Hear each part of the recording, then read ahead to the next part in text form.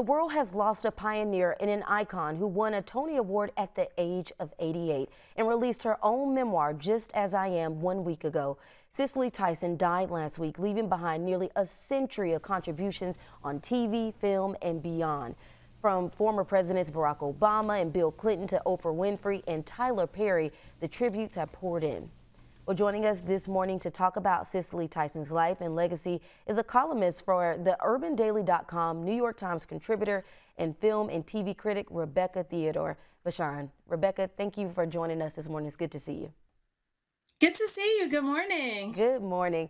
Well, Rebecca, we know Cicely Tyson left her mark on all of us. We've been feeling it. People have been paying tributes to her all weekend. Talk about her life and what she meant to Black women coming behind her. I think for Cicely Tyson, what was so incredible about her is that she had this focus and this purpose.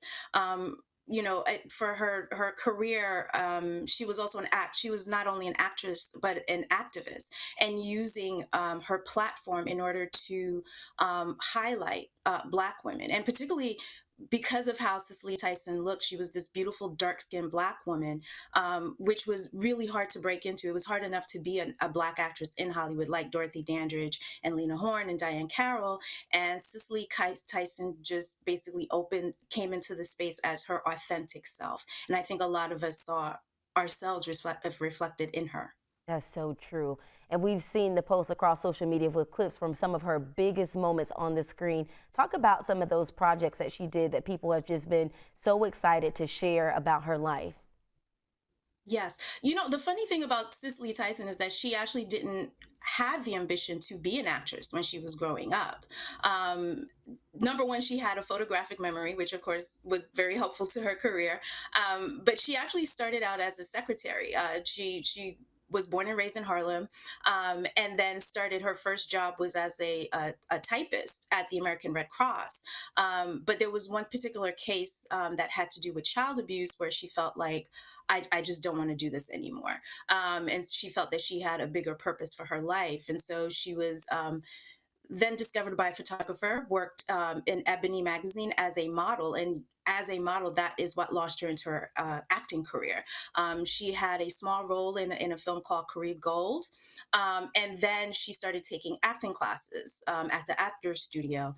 And in 1961, she did a play that was written by Jean Genet called The Blacks, which also starred Maya Angelou, James Earl Jones, and just what was really interesting about that role is that is when Cicely Tyson decided to cut her hair. She had her hair straight, pretty much the way other Black women were in the day, but she felt that she could not connect to this character because this character was this Black activist.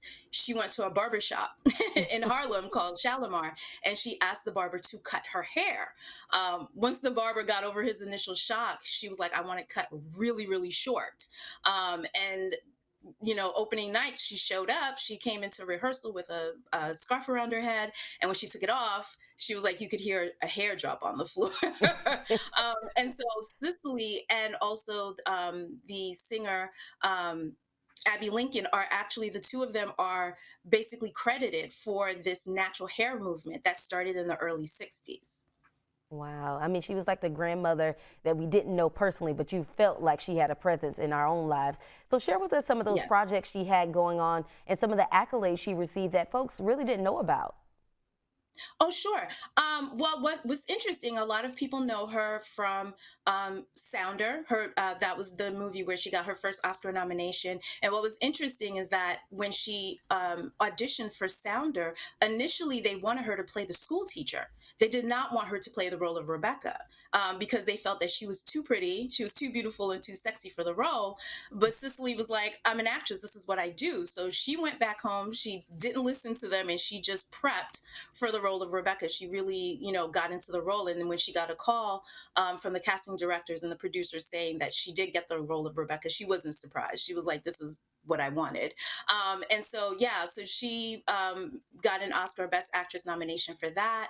And then 2 years later on the TV side, that's when she did the Jane Pittman movie. And what was interesting about the Jane Pittman movie, we know that she plays this character. She plays Jane from her early 20s into, I believe, the character lived to 110.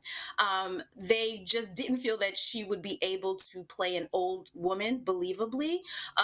And so they had prepared to make these prosthetics, like a hump on her back.